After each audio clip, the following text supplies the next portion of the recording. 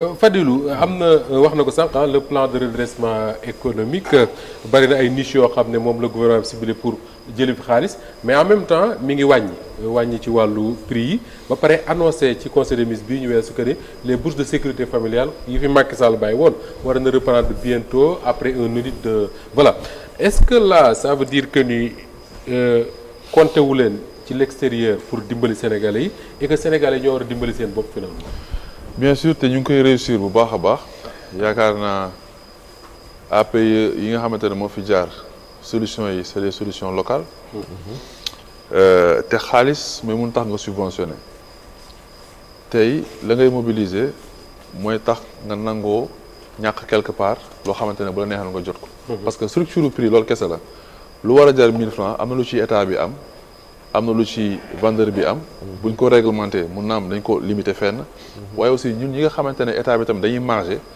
mun naa nangoo ñàkk si structure de prix bi li ma ciy am man nangu naa koo ñàkk fii dem gañe ji ko feneen wala sax xaalis ñëw na en abondance nangu naa pour période bi wàññi la ma naroon am ci meew bi mën naa ko ci jëlee pour Sénégalais mën a jënd meew bi si njëkk loo xamante ne dafay yomb waaye aussi boo xoolee mbir mi globalement actuellement Sénégal dafa am yu bëri yoo xamante ne état du Sénégal mu ngi ciy liggéey comme ni ko Gassama waxee léegi maanaam lu bëri lu ñu doon dépendre ci biti dañu ko dund nànk-nànk sans wax ñi ci di ko gisal seen bopp parce que FMI premier ministre bi mu wax phrase am boobu elle n'est pas anodine bu waxee ni xam ngeen ni 1 an et demi ñu ngi fi amuñu lenn loo xamante ne FMI jox nañu ko te koo xamante ne la bu ñu signé loon rek ñu bëri wóoruñu léegi imagine bu FMI ñëwoon naka la Sénégal di mel mais ñun gëm nañ ni am nañ ay yeneen piste yu ñu war a xool parce que xaalis dafa am njëg ki la koy jox mu di banque commerciale yi mu ne ñu koy lebal à l'extérieur souvent day am contrepartie mooy ñu lay jox xaalis ba pare imposer la ñoom seen ay société ñoom nga jox leen liggéey amoon na ak français yi ak Alstom ak yooyu ak yi ñu imposé woon ci wàllu ay TER beeg ay yeneen ak yeneen donc tey loolu Sénégal mi ngi koy bañ yenn constitutions yi aussi yenn contrat yu bëri ñu ngi koy renégocier maanaam boo renégocier li PM wax l'autre jour à l'Assemblée nationale am na fu ñu renégocier ba tax ñu gagné 2000 salles de classe. oui il l'avait dit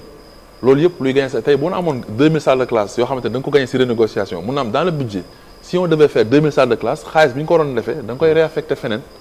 loolu mun na tax nga yóbbu ko si ay subventions. mais xam ngeen ni aussi les codes des investissements yeneen codes yu bëri xoolaat nañ leen. mun na am avantages fiscaux yu bëri yu amoon aussi vente nañ leen feneen parce que. avantage fiscal intérêt bi mooy juste rek nga mën a booster benn secteur mais boo booster pendant 10 ans gis ne dañu ko dévoyer parce que entreprise yi ko war a am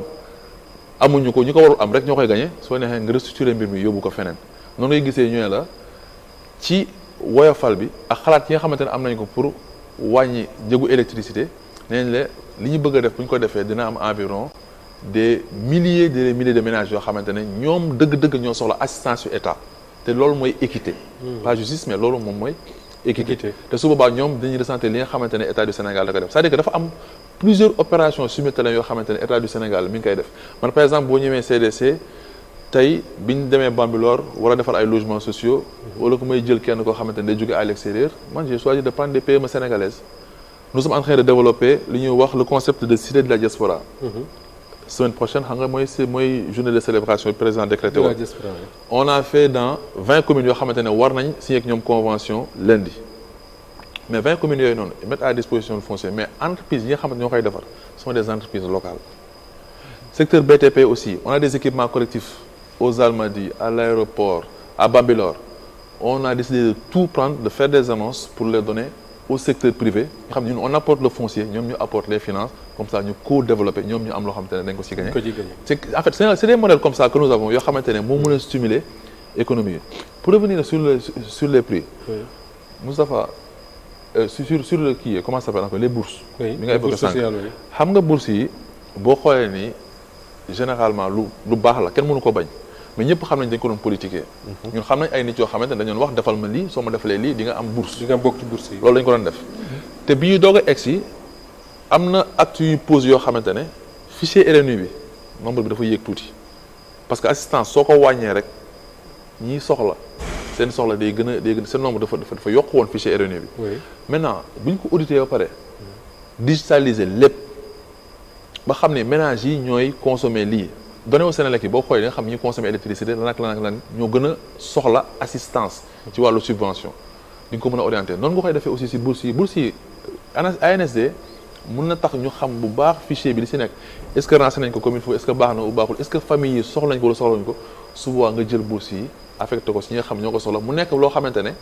li leen koy affecté du am dara loo xamante ne da ciy nekk ci loo xamante ne dafay politique am na sax réflexion yoo xamante ne war nañ ko gën a poussé xam nga aujourd'hui damay jeexal foofu Moustapha au titre de la RSE pour man waruñu bàyyi kenn ku nekk rek Fadilou Keita toog CDC def lu ko neex wala Diouf toog port def lu ko neex Toussaint toog LONASE def lu ko neex non mun nañ ko harmoniser de ce que ñu xamante ne à titre de RSE on a ça et ça et ça dans les budgets kii di intervenir fii équité kii laal zone bële kii laal zone bi kii laal zone bële wala au moins qu'on fasse de sorte que répartition bi au moins en fin d'année nañ ne laal nañ fii schéma boobu de mise en cohérence boobu moom la premier ministre doon wax c'est les instruments de financement les instruments de financement nga xamante ne tey bu ñu ko organiser dëgg mun na am DER bu laalee fee FONGIP laal fële mun na am FONSIS laal fële CDC laal fële bu yàggee dañuy maye territoire bi d'accord territoire bi yëpp alors réew mi métti na loolu la ñuy wax très souvent baaxul mais j'avais un petit point sur le coût de l'argent avec les fonds de pension allez-y ñu terminer fii gis nga xaalis bi nga xamante ne ñu ngi koy mobiliser ñun CDC on s'est battu pour avoir benn filiale bu ñuy wax CDC Capital les banques commerciales ne peuvent pas financer le développement territorial te année yi di ñëw yëpp 10 ans yëpp développement territorial lañ jëm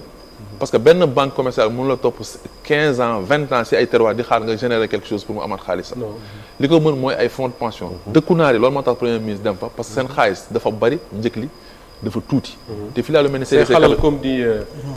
non c'est très xalal et puis ñoom yenn conditionnalité yi nga xamante ne dañ la koy teg feneen ñoom duñu la ko teg loolu laa bëggoon jeexale alors finalement cette année-là wala boog ces 2 premières années du régime de Macky Sall du régime de Bassirou Diomaye Faye lim ñu jàngal mooy un peu vivre sans le FMI quand même parce que ñi ngi lekk ñi ngi naan ñi ngi fay ay salaire ñi ngi wàññi sax ay njëg. bu ñuy wax économie. damay dégloo rek. borom xam-xam yaa ngi nii. waaw super. waaw Gassama après ñu terminer. mais avant ça comme ça pour Gassama tëj. oui man je me dis que li nga xam ne mooy modèle économique. pour man développement ça doit être adossé à une approche endogène. yaa ngi dégg mais ouverte à des partenariats. yoo xam ne feneen ak feneen la. xëy na on me dira que le modèle est ancien mais xoolal modèle américain si on se réfère aux écrits d'Alexis de Tocqueville. nga xool effectivement nu mu demee. deuxième élément bi Moustapha presse bi mënul ñàkk am résultat xam lu tax moo ko. mënut a ñàkk am résultat. comme ni ko professeur waxee parce que tey on a vécu des plans d'ajustement mais plan d'ajustement yi accompagné par le plan Sakhoulou en 2000 on avait véritablement les signaux assez au vert. parce que Sénégal en 2000. Abdoulaye Wade nee na réew mi liquide la fekk. Sénégal en 2000 bokk na ci 10 pays yu amoon les meilleurs taux de croissance dans le monde 10 pays. Abdou Diouf ce n'était pas pour rien mu battre campagne naan ensemble nos fruits mûrissent. oui c'est boo ko xoolee slogan de campagne. oui pourquoi parce que les signaux étaient au vert. troisième élément mooy diminution yi. carburant nga wax mais bul fàtte ciment bul fàtte fer. waaw loolu et man foofu ñoom Fadilou fa laa leen di pointer un peu mooy tu vois un peu bon je dis pas que kii war na traité wala kii war na traité. mais c'est comme qui dirait l'information est bloquée. xam nga. alors que wàññite fu mu am. mais Moustapha lu ñu war a siiwal la. donc il faut impérativement que les gens retravaillent sur une communication institutionnelle beaucoup plus agressive. parce que par exemple Abdoulaye quand bu ma déggee ñaar wàññi bi dafa tuuti et tout je me suis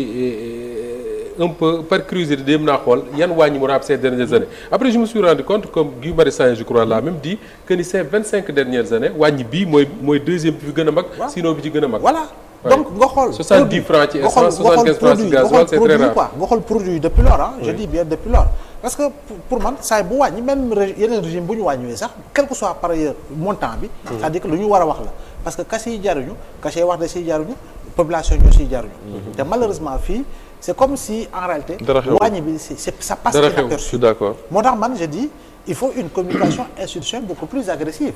étant donné que l'information comme j'ai dit semble être bloquée. selon xawma lan ak lan impression boobu lay am mais je dis war nañ ci àddu lu yaatu. quatrième élément bi mooy aujourd'hui fi ngay dem pour wuti xaalis c'est-à-dire que fi ngay dem pour wuti xaalis yaa ngi koy wax France mais comment se fait-il que tey France nekk même la banque de l'or alors que France amul 1 gramme d'or ça pose problème. fan yii ils envisagent dagguma la mais fan yii ils envisagent de vendre une bonne partie de leur or d'ailleurs. voilà parce que amuñu dañuy may jafe-jafe. voilà léegi yow deuxième leneen li nga ñëw France bàyyi li nga xam mooy franc français mu bàyyi ko. dem wuti euro. ñuy liggéey dem ratification traité de Maastricht liggéey yëkkati dem ba l'Europe des 27 ñun on continue à nous dire waa le premier partenaire le premier truc mais je dis encore une fois Moussa Ba tollu nañu si àdduna bi foo xam ne il est temps de passer. waaw su fekkee ne Mongolie war na nekk sa premier partenaire demal si Mongolie. Gassama ñu terminé. bon parce que sànq yaa ngi doon wax affaire FMI ak yooyu man na wax effectivement parce que boo xoolee. apprendre à vivre sans les FMI. voilà stratégie de diversification moo ko waral maanaam tey au lieu nga dépendre ci benn nit da ngay multiplier les partenaires. voilà partenariat bilatéral comme multilatéral loo ci mën a am nga indi ko. voilà léegi nag FMI bu ñëwoon dina gën a yombal mbir mi dina ko gën a neexal. pour la seule et simple raison que label la lay indi. label lay andi. voilà signature. très bien. parce que li nga soxla du moom moo la koy jox parce que boo xoolee ni ñu fi mobilisé ci ay fonds du 1/4 bi sax nga soxla ci FMI. d'accord mais bu doon te yaa ngi ànd ak FMI la nga ko jëlee day gën a wàññeeku te comme ay centaine de milliards ay milliers de milliards ngay lijjanti. même bu doon wàññeeku sax d' 1 point ou demi point da ngay gis ne ay centaine de milliards ngay économiser foofu mën ko dugal ci yeneen secteur de base. loolu moo tax lépp lu ñu mën a def rek pour gën a ratax diggante bi ba gaaw vraiment signer affaire yi. dina baax trop day rassurer tous les partenaires. jërëjëf j'ai particulièrement aimé ce débat tey vraiment maa ngi leen di féliciter bu baax a baax sama invité yi Ibrahima Bakhoum